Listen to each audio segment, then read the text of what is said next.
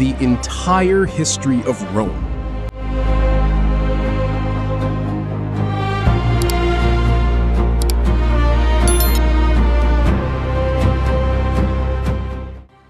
The city that became an empire. Imagine a small settlement beside the Tiber River.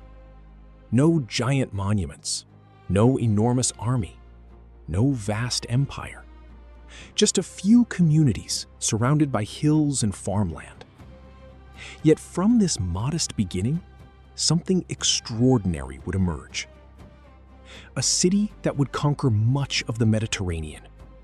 A republic that experimented with one of history's most influential political systems. An empire that connected millions of people through roads, laws, trade, and military power. Rome would produce emperors and generals, poets and philosophers, engineers and architects, gladiators and slaves. It would witness civil wars, political assassinations, religious revolutions, and enormous military victories. And eventually, the Western Empire would collapse. But Rome itself would not simply disappear. Its language would survive. Its laws would survive. Its architecture would survive.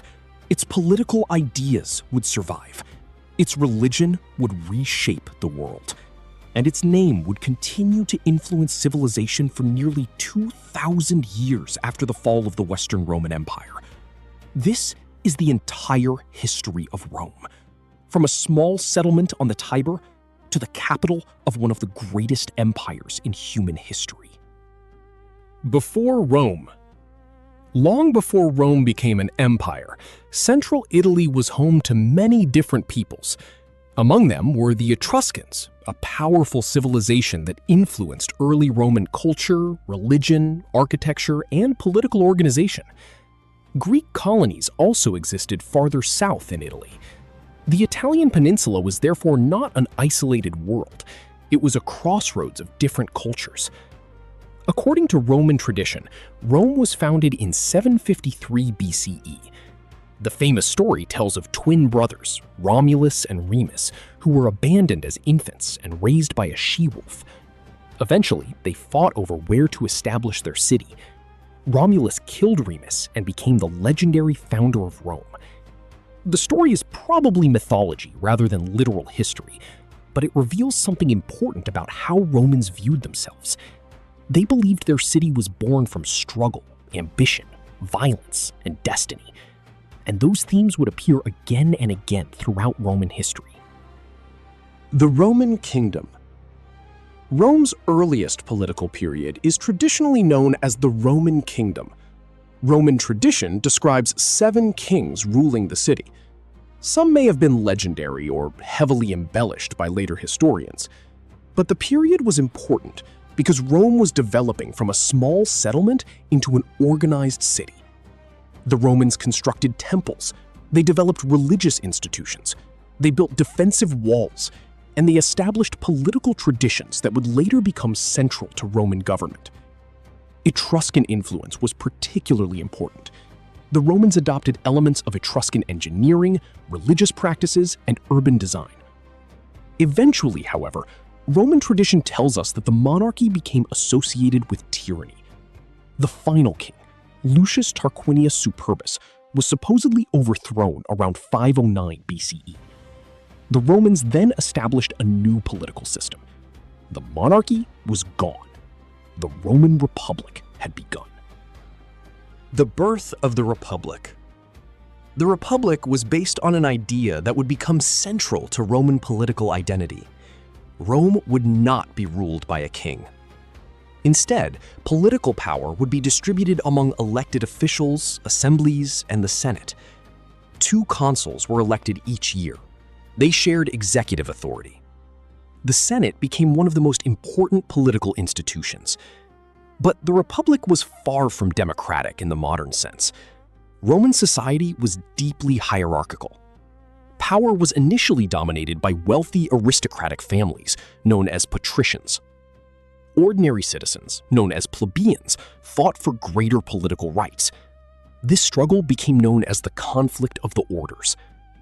Over generations, plebeians gained important political protections. They obtained representatives, known as tribunes. They gained greater access to political office, and Roman law became increasingly formalized. One famous development was the 12 Tables, traditionally dated to the 5th century BCE. Roman law was becoming one of the foundations of Roman society. But Rome's political transformation was happening alongside something even more important: expansion. Rome conquers Italy. Rome did not become a Mediterranean superpower overnight. First, it had to conquer Italy. Roman armies fought neighboring Latin communities. They fought the Samnites. They fought Greek cities in southern Italy. Wars could be brutal, but Rome possessed an extraordinary ability to recover from defeat. Roman military organization was adaptable. The state could mobilize large numbers of citizens, and conquered communities were often incorporated into the Roman system in different ways, rather than simply being destroyed.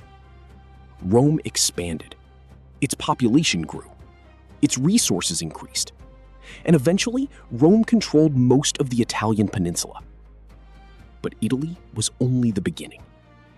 Across the Mediterranean stood another great power: Carthage. Rome against Carthage.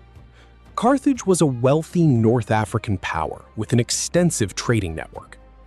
The rivalry between Rome and Carthage eventually produced 3 enormous conflicts, known as the Punic Wars. The first war began in 264 BCE. Rome and Carthage fought for control of Sicily and surrounding waters. Rome emerged victorious. But the Second War became legendary. Carthage's great general, Hannibal, invaded Italy. He crossed the Alps with an army that famously included elephants.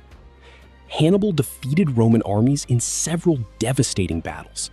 At Cannae, Rome suffered one of the worst military disasters in its history.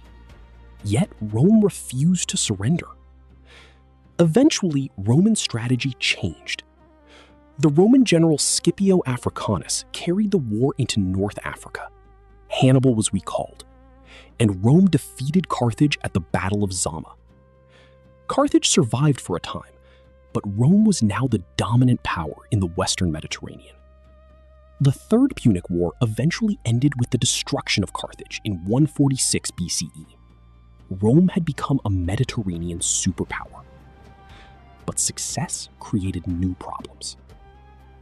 The Republic begins to break. As Rome expanded, enormous wealth flowed into Italy. But wealth was not distributed equally. Conquered territories produced slaves. Large estates expanded. Small farmers struggled. Political competition became increasingly aggressive.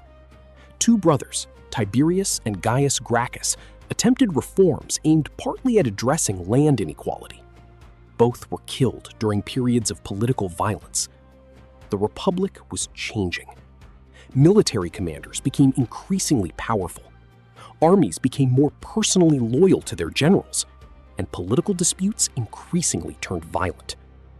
Then came one of Rome's most famous generals, Julius Caesar.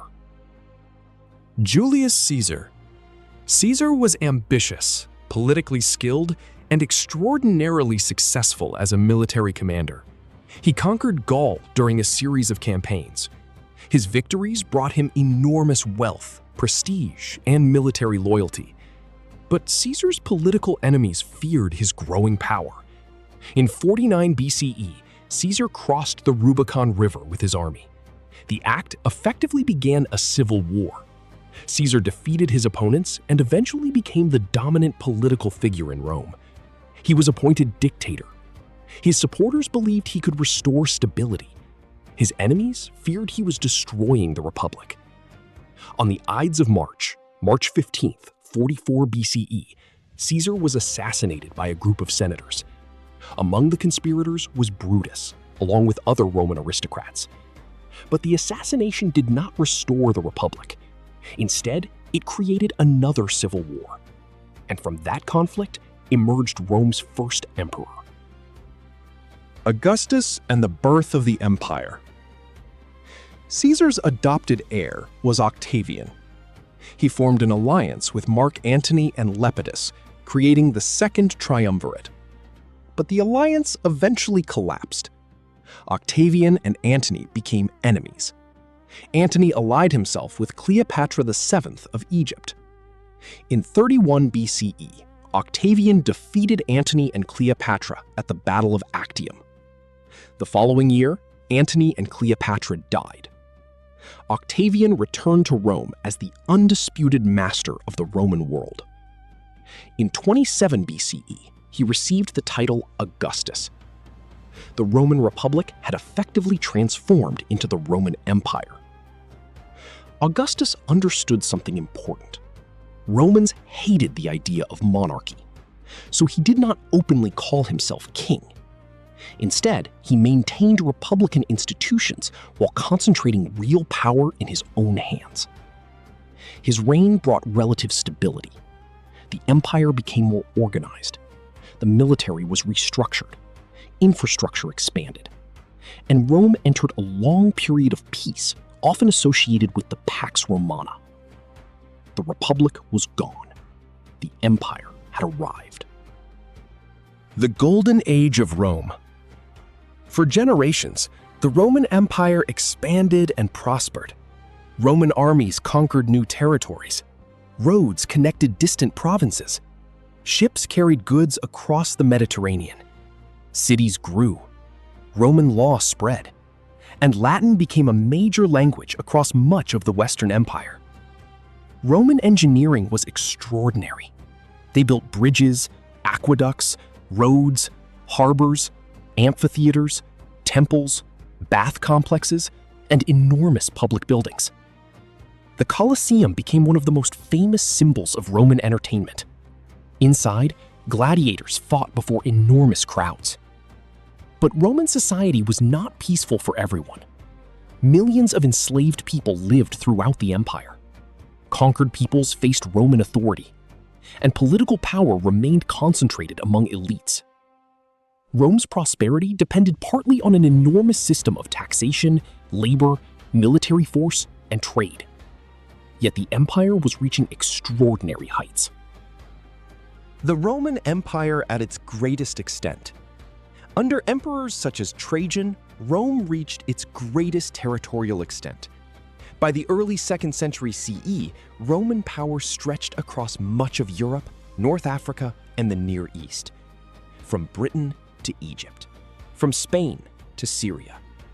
The Mediterranean had effectively become a Roman sea. Romans called it Mare Nostrum, our sea. Millions of people lived under Roman rule. But Rome was not a single culture. The empire contained Greeks, Egyptians, Syrians, Britons, Gauls, Jews, Africans, and many other peoples. Local traditions continued. Greek remained dominant in much of the eastern Mediterranean. Latin dominated much of the west. Roman citizenship gradually expanded. In 212 CE, Emperor Caracalla extended Roman citizenship broadly to free inhabitants of the empire. Rome was becoming less like a city ruling foreigners. It was becoming a massive, multicultural imperial system. But this enormous system was becoming harder to manage. The 3rd century brought severe instability. Emperors came and went rapidly. Civil wars erupted. Military commanders competed for power. Foreign invasions increased. Economic problems affected parts of the empire. The political system was under enormous pressure. Historians often call this period the crisis of the 3rd century. But Rome survived. Emperor Diocletian introduced major reforms. He reorganized the administration. He strengthened the military. And he divided imperial authority among multiple rulers in what became known as the Tetrarchy. The empire was changing. Then another emperor would transform Roman history in an entirely different way: Constantine. Constantine and Christianity. Constantine became emperor after a series of civil wars. In 312 CE, according to Christian tradition, Constantine experienced a vision before the Battle of the Milvian Bridge. He later embraced Christianity. In 313, the Edict of Milan helped establish religious toleration for Christians within the empire. Constantine eventually became one of Christianity's most important imperial patrons. He founded Constantinople as a new imperial capital. The city would later become the center of the Eastern Roman Empire. Christianity continued to grow. Eventually, under Theodosius I, Christianity became deeply integrated with the imperial state, and traditional pagan institutions faced increasing restrictions. The religious character of the Roman world had changed dramatically. But another transformation was coming. The empire would soon be divided permanently in practice. The division of the empire. The Roman Empire became increasingly difficult to govern as one unified state. The eastern regions were wealthy and urbanized. The western regions faced different military and economic pressures. In 395 CE, after the death of Emperor Theodosius I, the empire was divided between his sons. The Eastern Roman Empire survived for centuries. The Western Empire became increasingly unstable. Germanic peoples crossed Roman borders. Some entered as allies, others came as invaders. The Roman army increasingly relied on non-Roman soldiers and federated groups. Political instability grew, and Rome itself was no longer the unquestioned center of imperial power. Then, in 410 CE, the Visigoths under Alaric entered and sacked Rome. For centuries, the city had seemed almost untouchable. Now it had been captured. But the Western Roman Empire still had decades remaining. The fall of the Western Roman Empire. In 455 CE, the Vandals sacked Rome. The Western Empire continued to weaken. Economic resources declined in some regions, political authority fragmented. Military power became increasingly regional, and rival generals and emperors competed for control. Finally, in 476 CE, the Germanic military leader Odoacer deposed the young emperor Romulus Augustus. Later historians would often use this event as the symbolic end of the Western Roman Empire.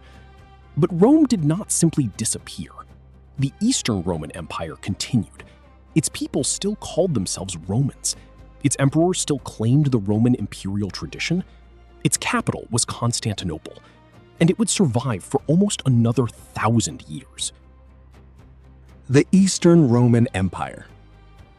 The empire in the East became what modern historians call the Byzantine Empire, but its people considered themselves Romans. One of its greatest emperors was Justinian I, who ruled in the 6th century. Justinian attempted to restore Roman territory in the West. His generals conquered parts of Italy, North Africa, and other territories. He also sponsored the construction of the magnificent Hagia Sophia in Constantinople. Another major achievement was the compilation of Roman law, known as the Corpus Juris Civilis, or Justinianic Code. Roman law was being preserved and organized. The Eastern Roman Empire survived invasions, political crises, religious conflicts, and economic challenges. Eventually, however, Constantinople faced a new and powerful enemy, the Ottoman Turks. In 1453, Constantinople fell to Mehmed II. The Roman imperial story had finally reached its end, but its influence had only just begun to spread across the modern world. The legacy of Rome. Rome disappeared as an empire, but Roman civilization never truly disappeared. Its language evolved into the Romance languages. Latin influenced science, law, religion, and education. Roman law became a foundation for many modern legal systems. Roman political ideas influenced later republics. Roman engineering inspired generations of architects and builders. Christianity, which became deeply connected to the Roman world, eventually spread across continents. The Roman Catholic Church preserved elements of Roman administration and culture. The Renaissance rediscovered Roman art and literature. European rulers borrowed Roman titles and symbols. modern governments studied the Roman Republic. Even the architecture of modern capitals often echoes Rome. Columns, domes, arches, monuments, courthouses, government buildings. The Roman past is everywhere. Rome never really died. Rome began as a small settlement beside the Tiber. It became a kingdom, then a republic, then an empire. It conquered Italy, defeated Carthage, controlled the Mediterranean, built enormous cities and roads, produced extraordinary literature, engineering, and law. It also created slavery on a massive scale. It fought brutal wars. It experienced political corruption and civil conflict. Its emperors could be brilliant. They could also be cruel, incompetent, or both. Eventually, the Western Empire collapsed. But Rome's story did not end in 476. Its Eastern Empire survived until 1453. Its language continued. Its laws continued. Its religion continued. Its architecture continued. Its political ideas continued. And its memory continued to shape the civilizations that came after it. Perhaps that is the most extraordinary thing about Rome. The Roman Empire disappeared. Rome did not. Its stones remain. Its roads remain. Its laws remain. Its words remain. And more than 2,000 years after the traditional founding of the city, we are still telling its story. From a small settlement on the Tiber to one of the greatest civilizations in human history. This is the entire history